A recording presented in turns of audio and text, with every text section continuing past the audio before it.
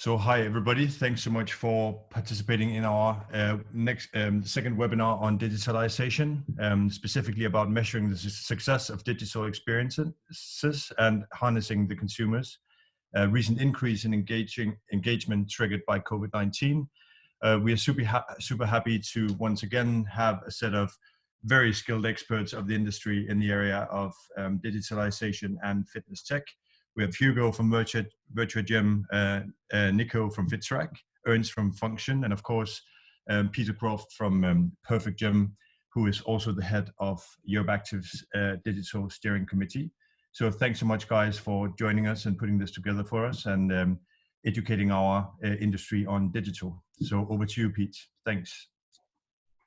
Great stuff. Thank you, Andreas. Much appreciated, gentlemen, for coming on today and helping us through the agenda.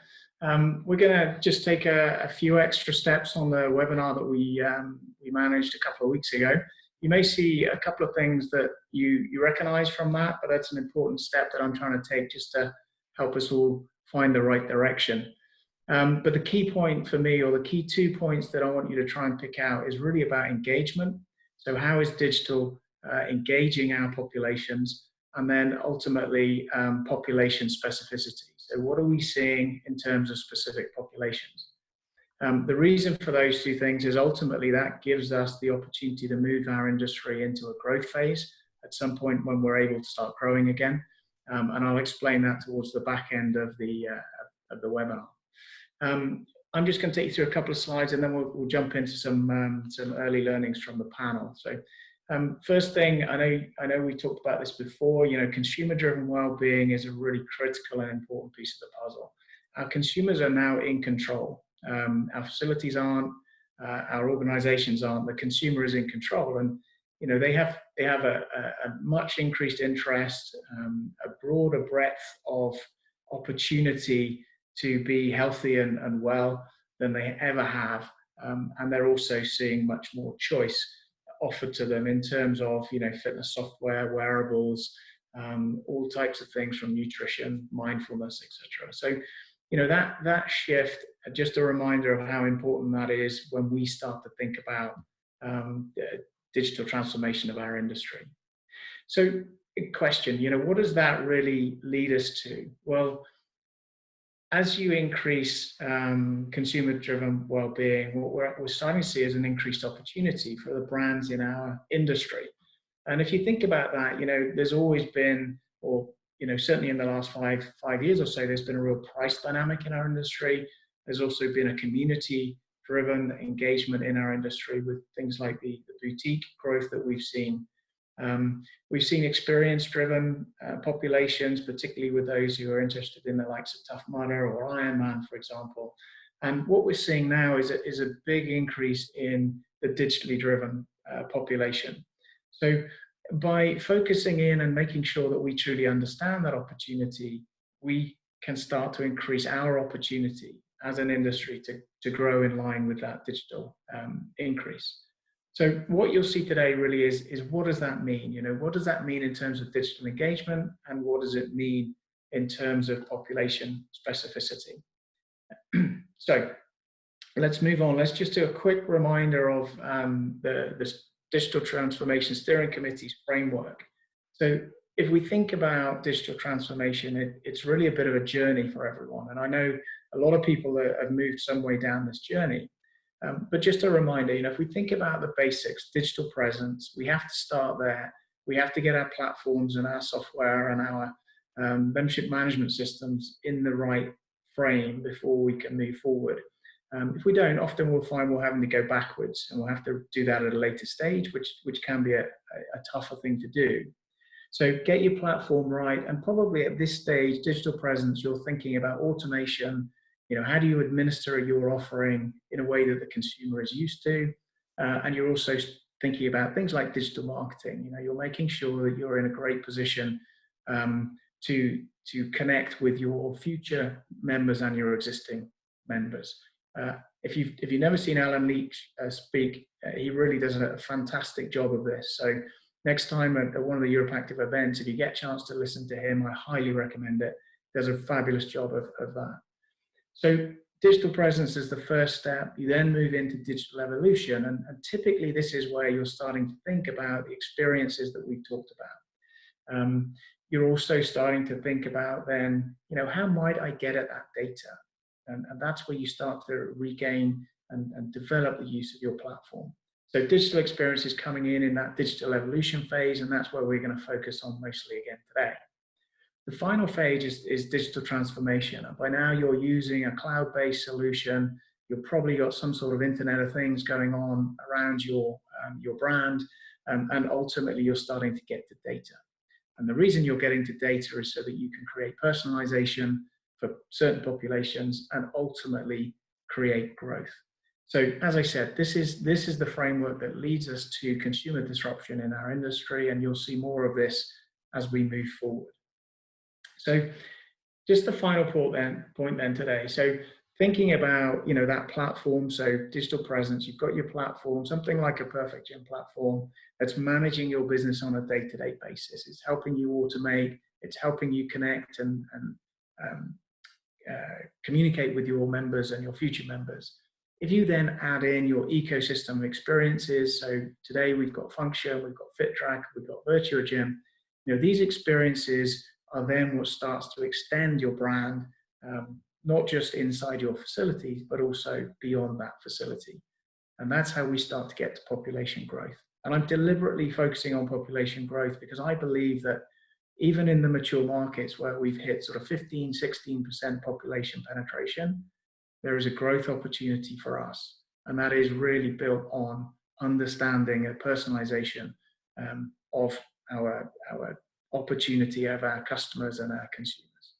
So let me stop there. I'm sure there'll be some questions come out, and I'm happy to take those as we go on. But I wanted to jump into the learnings from the panel for the first session.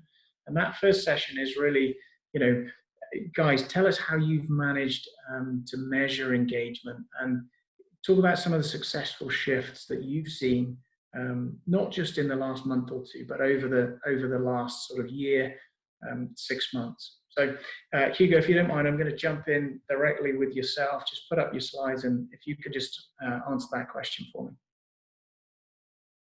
Sure, thanks, Pete. So, so in order to measure the engagement, what we did is we made a report on the usage across our platform. And just to give a bit of background, so our system has over 16 million active users, comprising both a consumer app and the majority of our 7,000 customers. So one of the things that we tracked for this particular report were the amount of workouts done, the amount of food items logged, the challenges held by our customers, and also the participation of those challenges. And finally, I had a look at the amount of check-ins. And good to understand, we made a comparison of April last year with April 2020. And the reason why I did that is because typically in our industry, and also we see that very much with our own technology, there's a lot of seasonality. So just as an example, in January, the load on our platform doubles, the amount of workouts being tracked doubles. So that is something to take into account. So if you look at the data, workouts tracked increased with almost 60%, nutrition 40%, the amount of challenges held by businesses with 44%, and challenge participation with over 400. So, and of course, check-ins wouldn't come as a surprise. There was a huge decrease of almost, basically everything, as the gyms were forced to close. It's good to understand that our business, in order to identify these numbers in a good way, because it looks like a huge increase, but we grow on average, the last 12 months, we grew 40%. So if you kind of take that into account with these numbers and deduct them from the growth numbers, you would actually see that the difference is, there's a slight increase typically, but it's not huge. And the amount of nutrition tracked is exactly the same. Now, when you deduct the 40%, workouts increased a bit. So I wouldn't say that's necessarily a bad thing, because obviously our technology is really aimed at supporting members also within the gym, tracking their workouts, tracking progress, etc. So I think what we probably saw is a shift of from tracking the workouts in the gym towards doing this at home, and it's great to see that they were successful in doing that using the content on the platform. But overall, we don't really see a huge increase. The big surprise, obviously, here was the challenge side of things, and we're not sure why this is. We have been really promoting to our customers, start pushing challenges as a way to engage your members during COVID-19. So we have the hunch, but again, we have no hard data on that these challenges have been just more promoted by the clubs than was done before.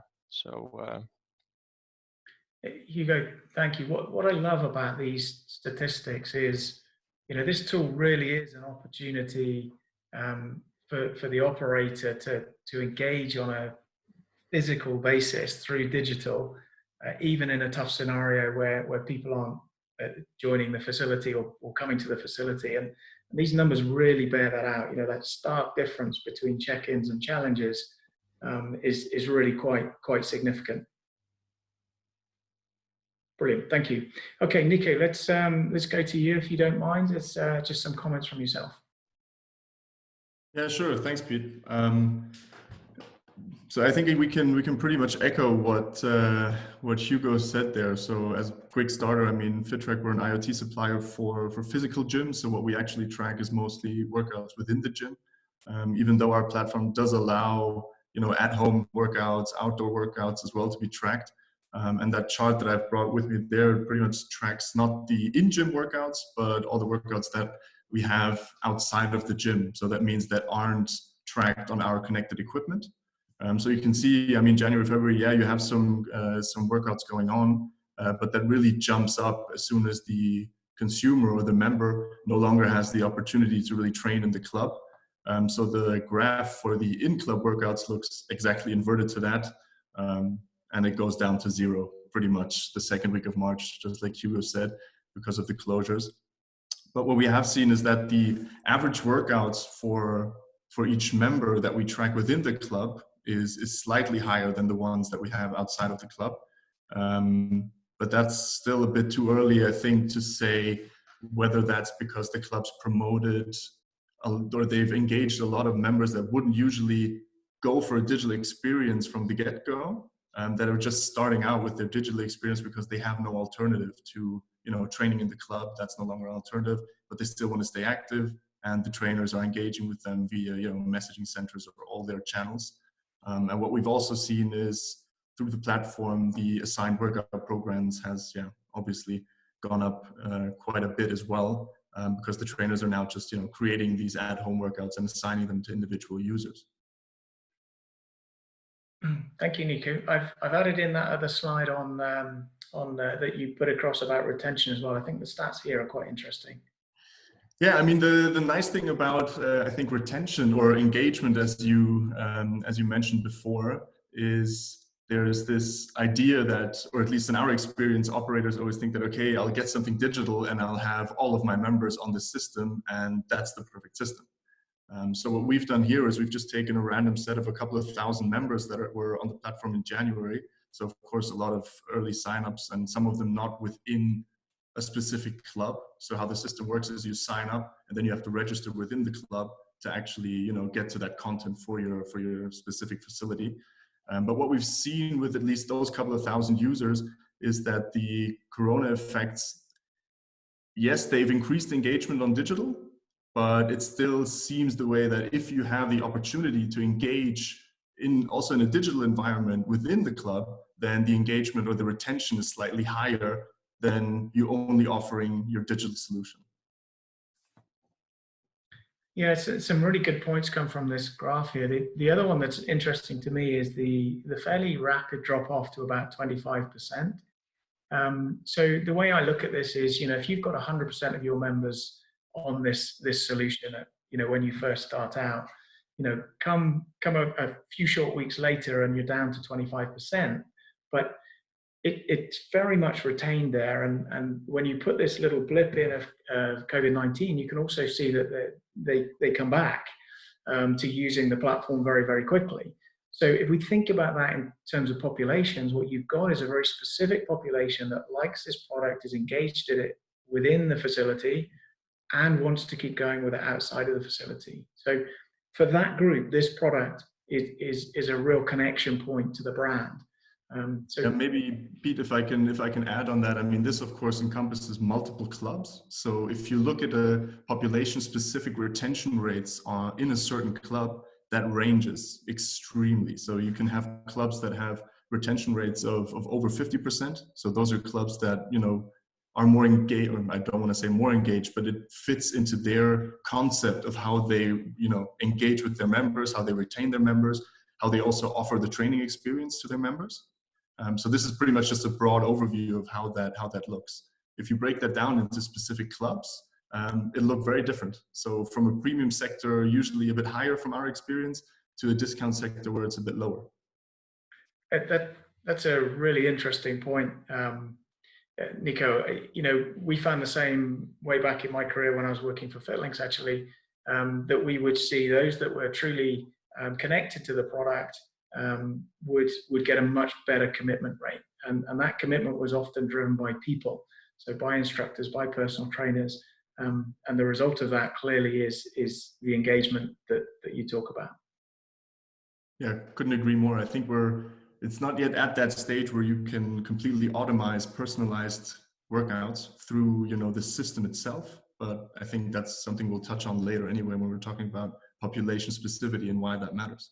Great stuff. Brilliant. Thank you, Nico. Okay, Ernst, let's jump onto you. I know you've got a couple of slides that you're keen to share with us. Yeah, thank you, Pete.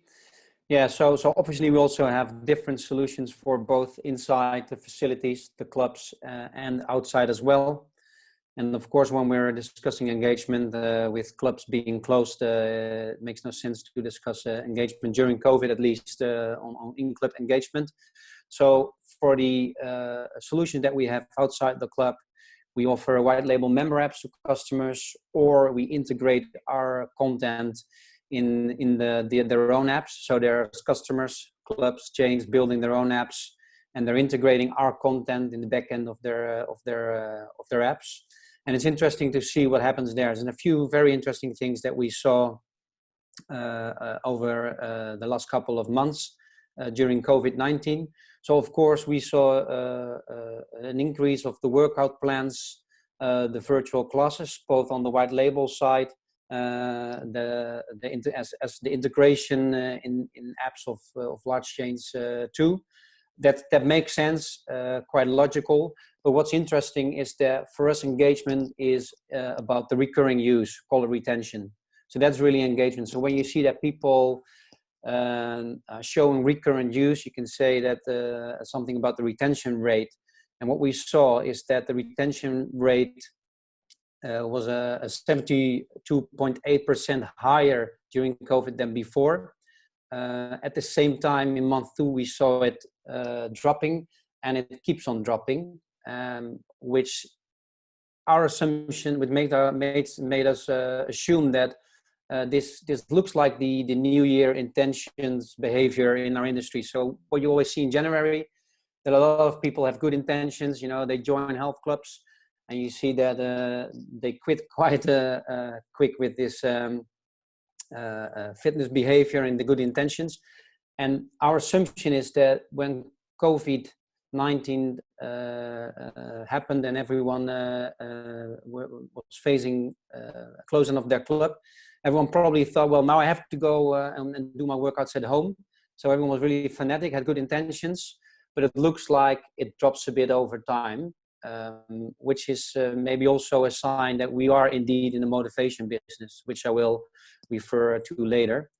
Another interesting thing is, so the data that we got back from our integration customers, if you can go back one slide, so the one with this one, is that what we are measuring also is the content drop-off. So that's the percentage of people that drop off during a workout. and you see that the completion of workouts also increased quite intensively over the last couple of weeks. And the last thing interesting that we saw is that if you look at single events, meaning, you know, just doing a single workout compared to scheduled events where you see that people are setting up a schedule or a training scheme, that you see that over time in this period, more and more people were really swapping from just single events, single workouts to scheduling workouts, meaning they've probably set up a workout scheme at home. Next slide indeed is about the virtual classes. So what we are doing in the situation is that we are helping our customers with streaming virtual classes to the members.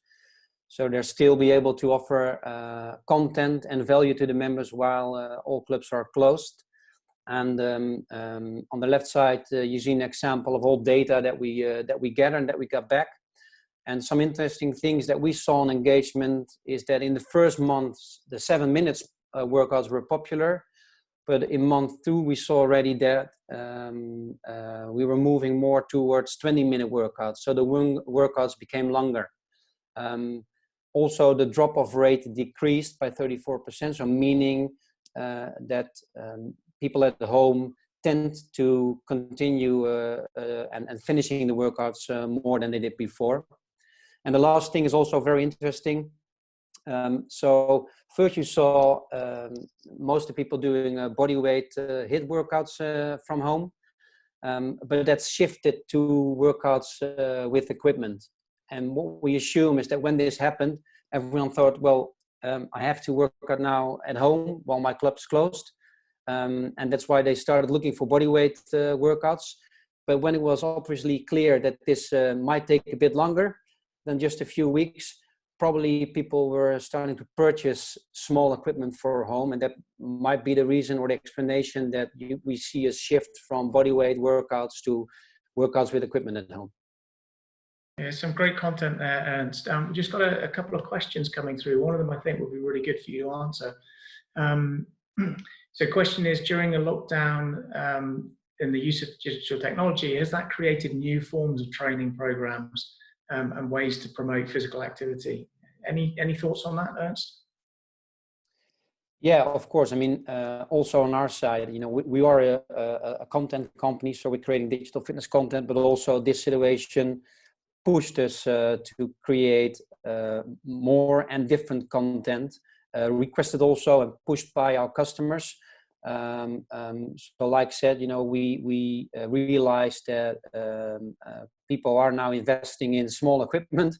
So normally, or before COVID, body weight workouts were extremely popular, and you see the shift to working out with equipment. So probably home gyms are growing in this period, and then you have to adjust and adapt your content to, of course.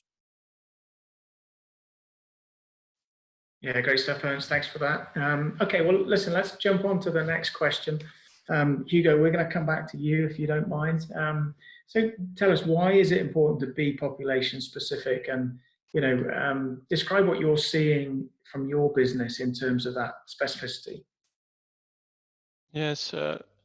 Well, if you look at the slide, I think the age division of our users, see the graph on the top left. And again, I want to remind, this is of a total population of around 16 million users.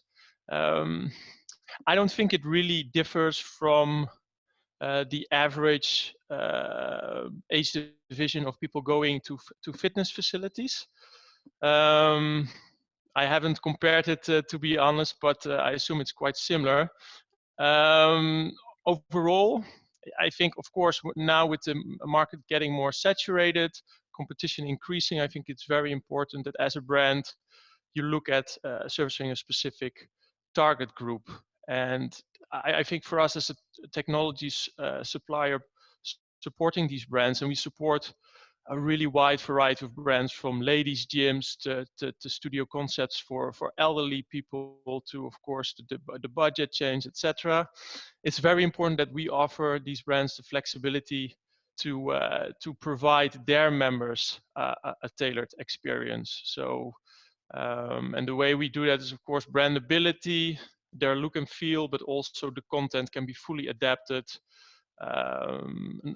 based on the interest of the members, the type of workouts that they like to do, but also had the activity level, and also the actual content experience. So for example, our nutrition system, obviously when somebody wants to lose 10 pounds, you're going to provide a different nutrition app experience than somebody that wants to gain 10 pounds of muscle. So yeah, and I think moving forward with some of our bigger customers, we're really looking at hyper personalization. Yeah, that's a hard word.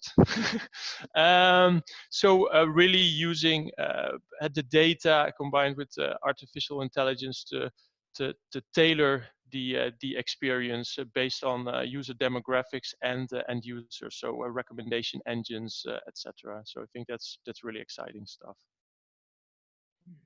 Yes, I mean, the one thing that really stuck out for me was the gender, the high number of male users, and I guess that, you know, that could be attributed to technology, it could be attributed to the type of activities, or all sorts of things. Do you have a feel for that? Is there a reason? Yeah, that's a good question. I noticed that too. So I actually had, this was pretty last minute, kind of providing the slide. So I asked our team. So what it turns out, this data also includes our consumer app.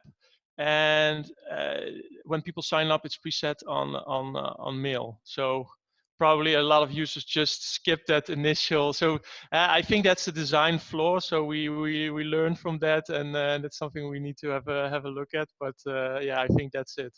Well, that's great stuff. We'll call you back in a couple of months and let them the accurate data. But great that you picked that up and just jumped straight in there.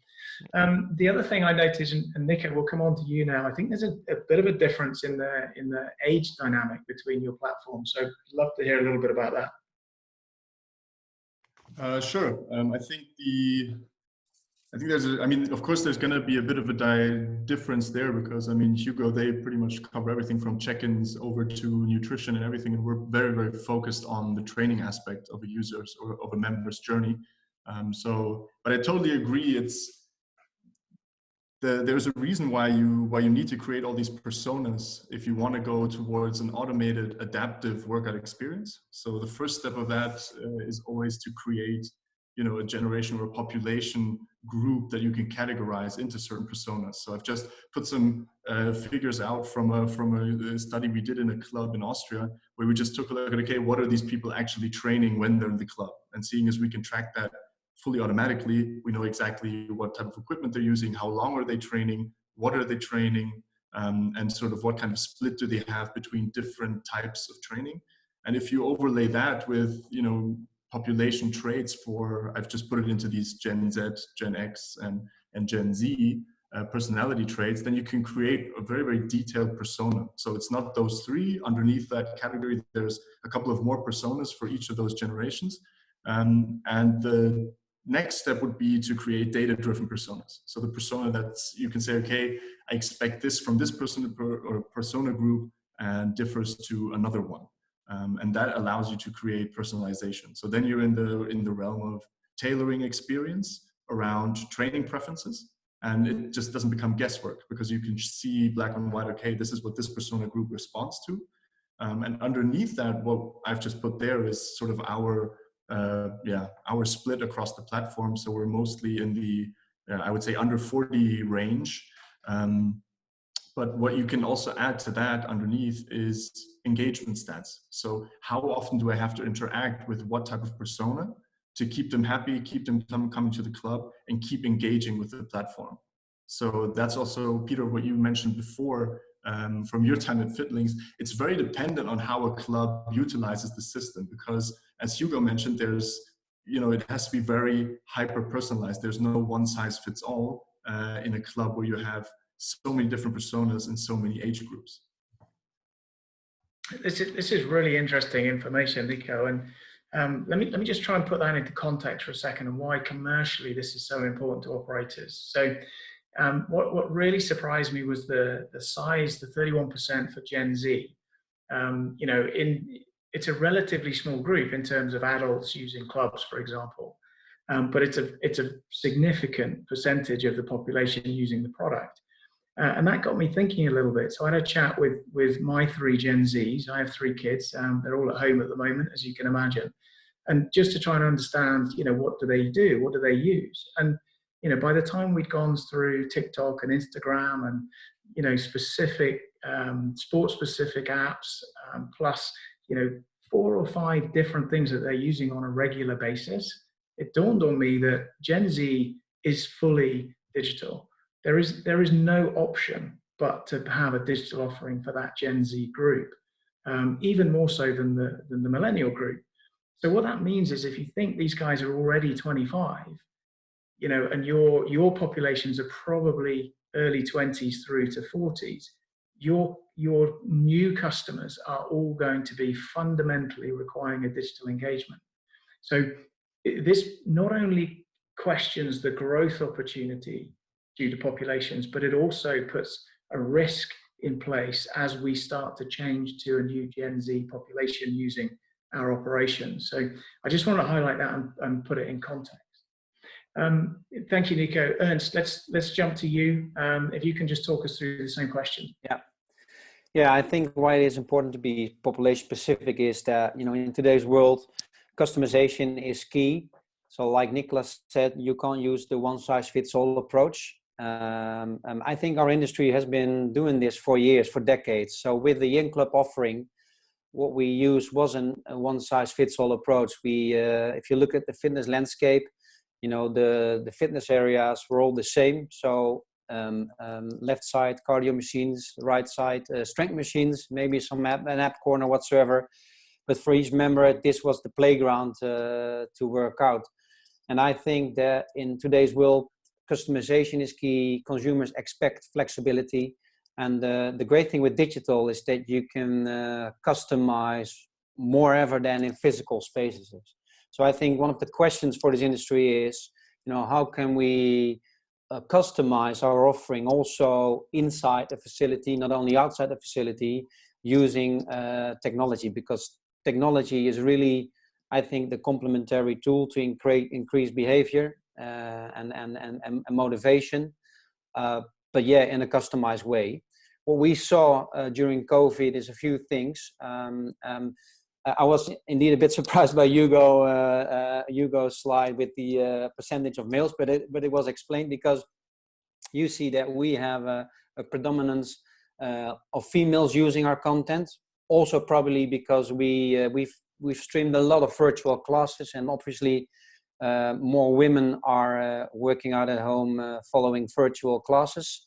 So that explains probably this difference between male and female. Oh, you don't have it preset to females by chance? No, we don't have that. No. No, luckily not. No, it's clear data, Hugo. So what also is interesting is that we saw the highest uptake, of course, in the group 35 to 44 age group.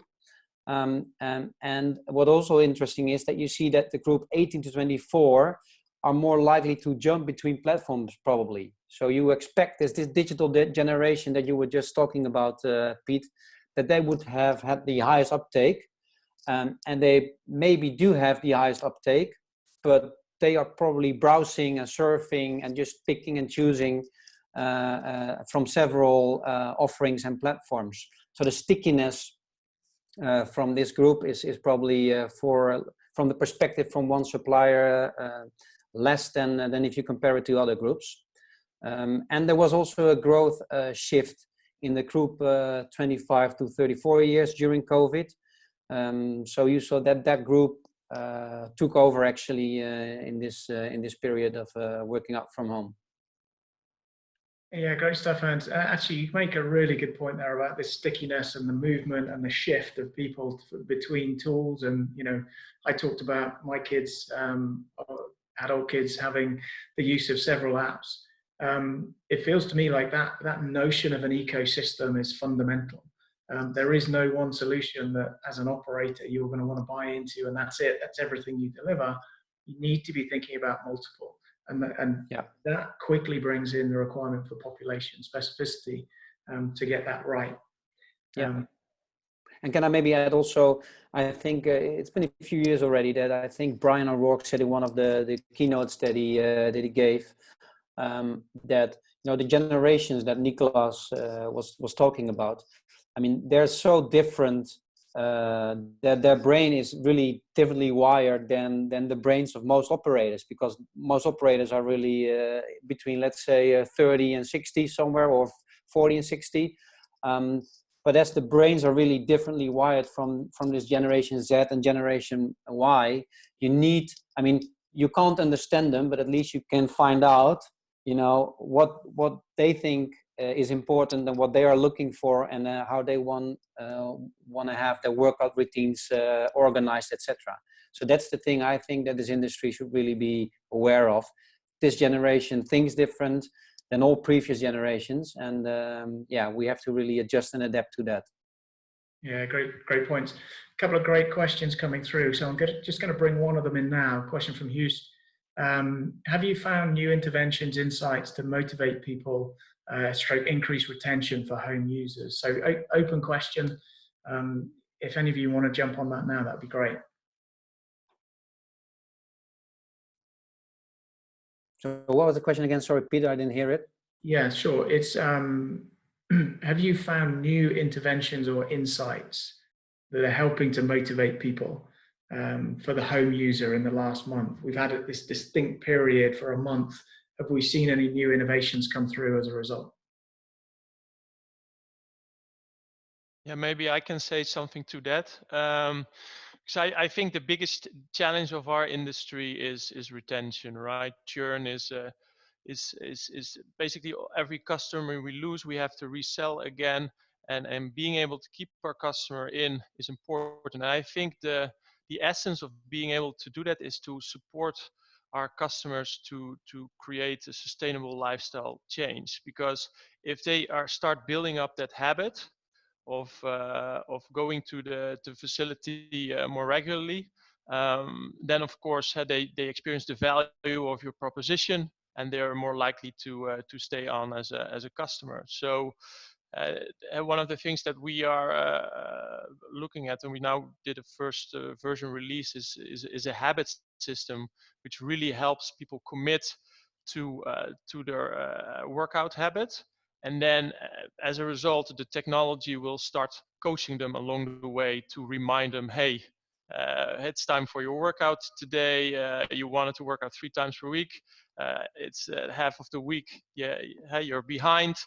And we've seen, I'm not sure about the retention because that's a bit too early, but we've seen also an increase of the engagement just by adding these relatively simple tools in there, having members commit to a goal and then reminding them about going to the facility. And it's that simple, I think, to have an impact.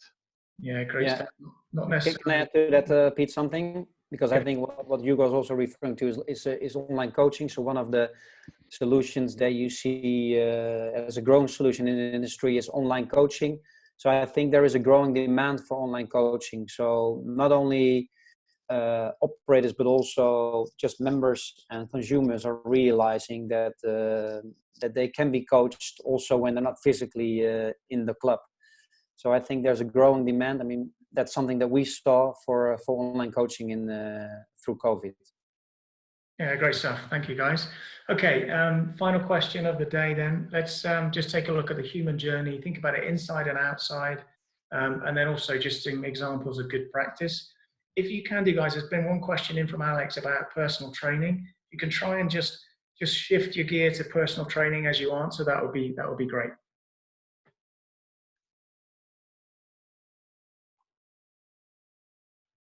So Hugo. That's me, huh?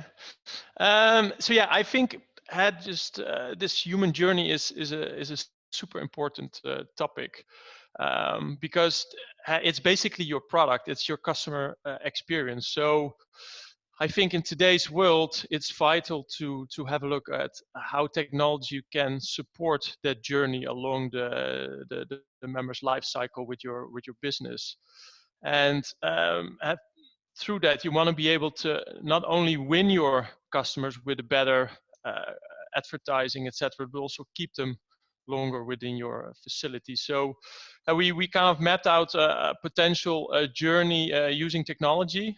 And I think nowadays technology, it's essential to make experience frictionless, right? Because people are lazy. So the easier you make something, the more likely they are to do so. So in this particular example, the member can easily join online, directly buy their subscription in the web shop. Then they can activate their account, download the app, and immediately, without having to go to a desk or anything, because Gen Z hates personal interaction, they can just use their app to access the facility. Sometimes, if you're legally required, you can require them to do a physical activity readiness questionnaire.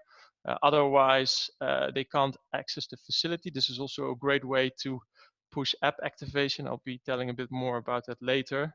And then from there on, they just have the full member experience. They can, from the comfort of their couch, book a free induction with a trainer who can then do a body measurement with the in-body device, assign a personalized workout plan, nutrition plan. And then from there on, the member can explore additional tools like booking a group fitness class, or when it's raining, do a yoga class, etc., etc. And when they finally realize they're not getting the results that they're aiming for, they can explore personal trainers in the app directly, again, from the comfort of their home, see who's appealing to them, and book a session with them. So I think that's a good example of how mobile app technology can really support that experience. Yeah, so and then the second question was good practice examples. So I think having a great mobile app and technology strategy is of course awesome, but in the end, the truth is, it really starts with getting your members to download the app. I really can't stress enough the importance to our customers to get that app installed, because it means basically you're in your members' pocket 24/7. So to support them, to inform them, to engage with them all the time. So I think it's vital to really think of strategies to increase that install rate. And so these are kind of, for me, 3 key best practices to get that mobile app adoption. First one is make the app vital for access control. I already mentioned the ParkU example. That's something that we did with a chain in the UK, Exercise for Less, who needed the ParkU as a prerequisite. So every member needed to activate their account and do the ParkU before they could get through the gates of the gym. And that's why they had an activation rate of over 98%. And you wonder, why not 100? Well, apparently there are also members that buy a subscription and never show up in the gym. So, but yeah, that's the second one, I think pretty straightforward, but class booking. If you're offering classes, making it necessary to book the class through the app is a very simple way to drive a lot of members inside the app. And lastly, but not leastly, have very much regarding the previous slide again, integrate the technology into your services. Don't make it a separate experience. Try to make it an integrated experience for the members. So that means that when they start out with the facility, they do an induction with a trainer, and then the trainer immediately checks with them, did you install the app? Because I want to assign a workout plan. Great stuff. Thank you, Hugo. We had a good question in from Herman about, what's the real percentage of users? And I think, this last slide really gives a feel for how important that usage is. But Nico and Ernst, as we come to your section, if you can just give a feel for the percentage of members that are using your solutions, that would be really helpful. Nico, I think we're on to you next. Yeah, thank you. Yeah, that's a great question. I think that's something I tried to highlight with that retention graph, right? Because it depends very, very much on how you implement your digital solution. So, for example, in what Hugo said with, for example, using the app to get into the club at all, of course, you're going to have huge retention on that app. The question becomes, okay, how much can you then resell the functionalities and the services within that app to, sort of see how much that retention brings you? In our case, seeing as we focus solely on the training aspect of things, Pete, you mentioned it before in terms of personal training, we sort of see this app activation as being pushed through the gym and through the personal trainer. Because in the end, the personal trainer that we've seen in the clubs is we get more engagement within the platform, within the training concept platform, through people than by solely offering it to them digitally. So, I mean, of course, now with the COVID shift, the at-home experience has become ever more important. And I think it's crucial that in the future, gym operators offer both. So you have one experience that encompasses both of these ecosystems and outdoor training as well. But the central point, at least from our perspective, is always the trainer. So if you, Pete, or my personal trainer, I can go to the gym, I get everything logged. You get an insight into, okay, how do I train? What are my goals? How am I progressing? And you can act on that data for at-home workouts. You see the progression I have at home when I come back to the club. So there's no longer this gap between, you know, an operator or the staff of an operator or the system knowing, okay, what happens in the club, that's the only thing I know, and outside of the club, I'm blind. Yeah, makes perfect sense. Gents, we're just losing a bit of ground on time at the moment, so we can just speed up a bit. That would be great. Yeah, sure, Peter. Maybe just from one of the clubs we've had here in Germany, it was a really phenomenal experience with them because they have a very, very tight-knit community with their members. So just to showcase how that can be between a club where, you know, it's simply, yeah, here, this is our offer, it costs you 20 euros a month, you can come or you don't have to come. Of course, those clubs have their incentives for people to go there and to train there. But in terms of engagement with a digital service, what we've also seen is a lot of the clubs aren't eager to push their member base onto generic online content. Because in the end, if you want to look for a home workout, you can just go on YouTube and you will find billions of videos that you could just do for free. So this connection to the club and the connection to someone where you're already paying for a service has been a really good feedback from the clubs. And I think that's also something Paul Bowman mentioned in the last webinar, that if you don't own your customer relationship also through digital content, then chances are once we reopen up again, and the reopen is going to be slowly, who knows if there's going to be a second wave, etc. There's a danger there that you will lose your members if they are on generic online platforms. That's a great point. Thank you, Nico. Ernst, jump in. Yeah, thanks. Yeah, I think this is a very, very important and interesting topic, because I think that it is about the 360 degrees approach, the omni-channel approach that we as an industry should evolve to. So it's not only about an app or just another digital solution, it's the combination of all things together. So you know, we believe already for a long time that you should connect inside with the outside. And what I like, Pete, is that you were talking about a human journey and not a digital journey or a customer journey, because it puts the consumer central. And I think that's something that's very important, that you see it in this way, that the consumer or the member is looking for content in the broadest sense. So that also means this spinning class, live spinning class in a facility, but it also means virtual content when they're at home or on the go. And I think as an industry, we should enable members to unlock this content wherever they are, whenever they want, in a very easy and quick way.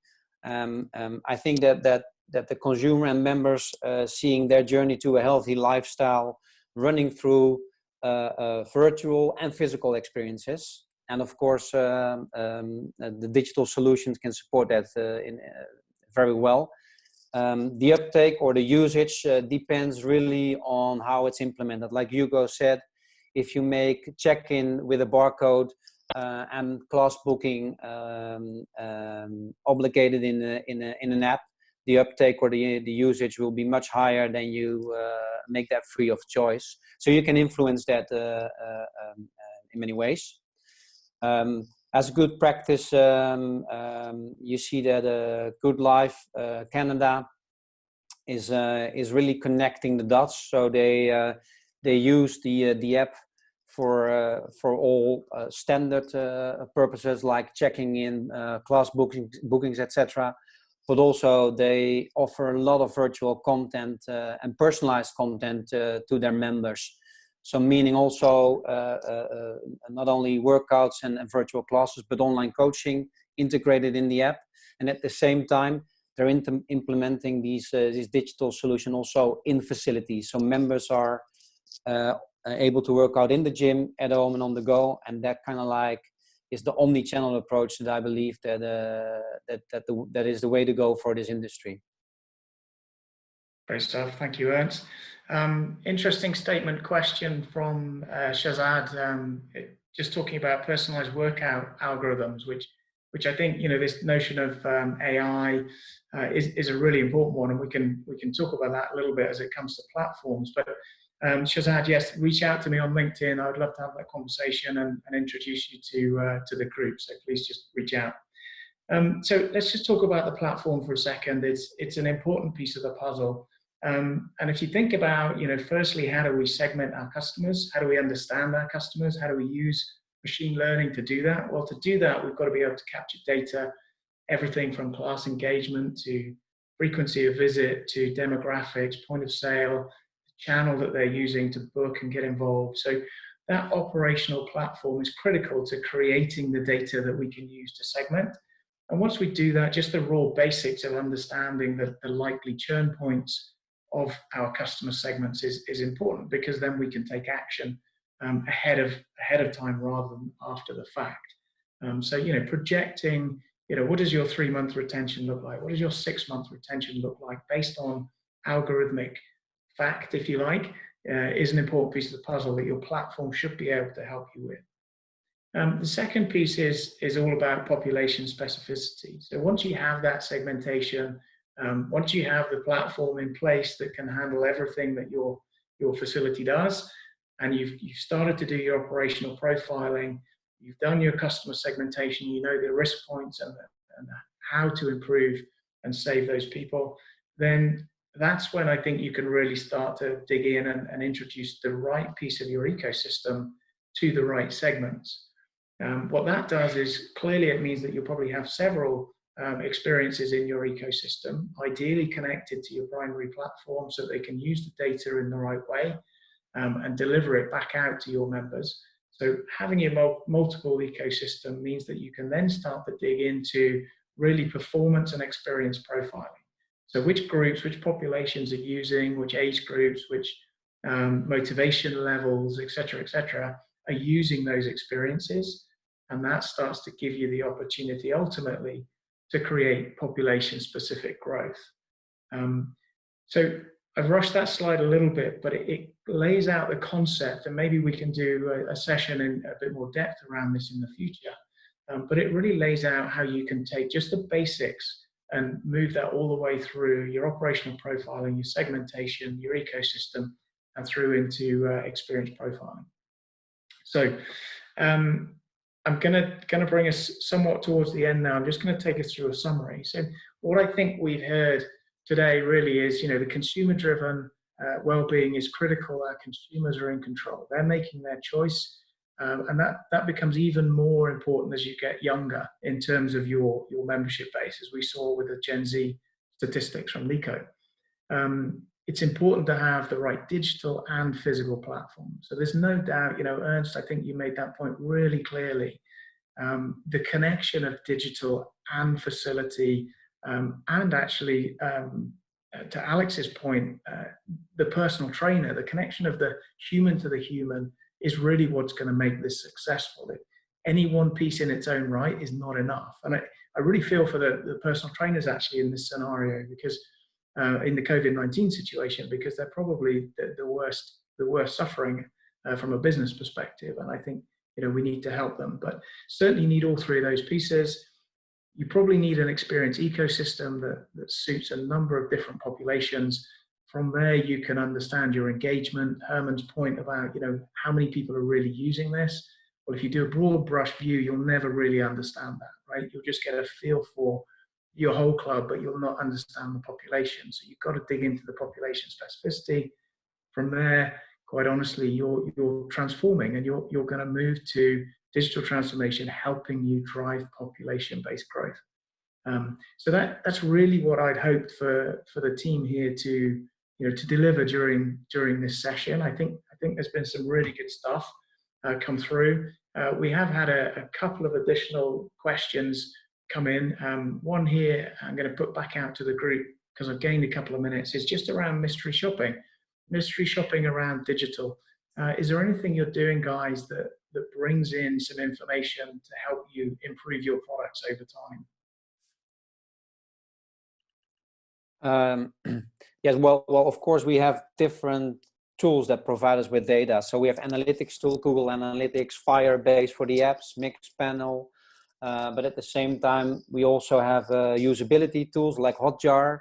So those tools provide us with feedback and insights, because I think that all digital suppliers, so all suppliers that are in technology are obliged to create stuff that people want. And that's a matter of finding out through data, to talking to your customers, to talking to your end users. But in the end, I think the evolution and the development of the digital products should be based on this. Yeah, I think that's a good point, Ernst. I think mystery shopping is something that was a necessity because of the lack of data and insights you could get before.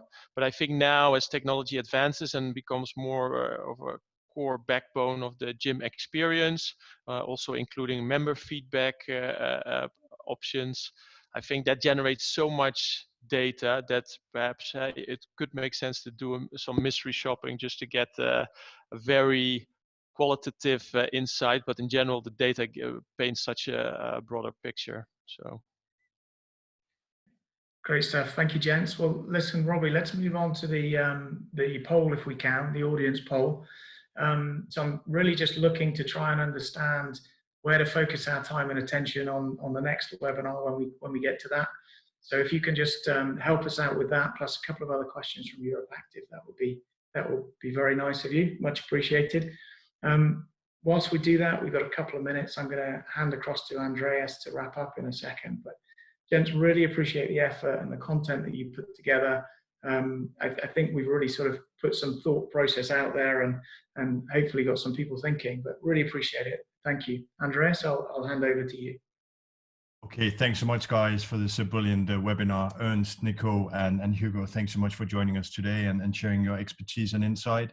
Obviously, one of the positive things that can come out of this challenging situation that we're in is the digitalization of our sector, and your insight in that regard is hugely appreciated. And Pete, thanks so much for leading our digital work with EuropeActive. We, as an organization, we would like to rethink our sector for the new normal, and in that regard, your work is critical for us and extremely important. So thanks so much to you. And I also want to say thanks to Robbie, our technical wizard with EuropeActive, for organizing our webinars so well, and Anya and Carlos, of course, of the EuropeActive team.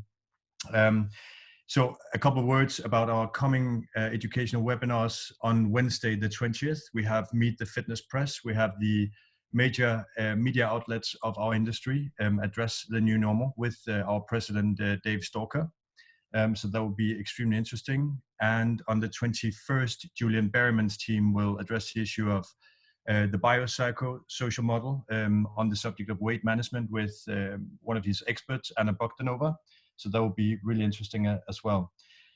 And just a pitch on a big project that we have coming up with EuropeActive, the Be Active Hour. On the 30th of May, we are planning with all of our stakeholders and the whole fitness and exercise community and ecosystem across Europe. Will activate millions of Europeans for an hour of physical exercise on the 30th of May. And we'll open the call for all of our stakeholders and members and all of the ecosystem to take part in this project from next week. You can find more information about the Be Active Hour on the EuropeActive website. So please jump on there and find more information, and we'll have additional information going out to our stakeholders next week. There'll be an extremely big opportunity for our industry to show the best of our industry to millions of European citizens. So hopefully you'll join us for that project as well. Thanks so much, and have a very nice day, all of you. Thanks.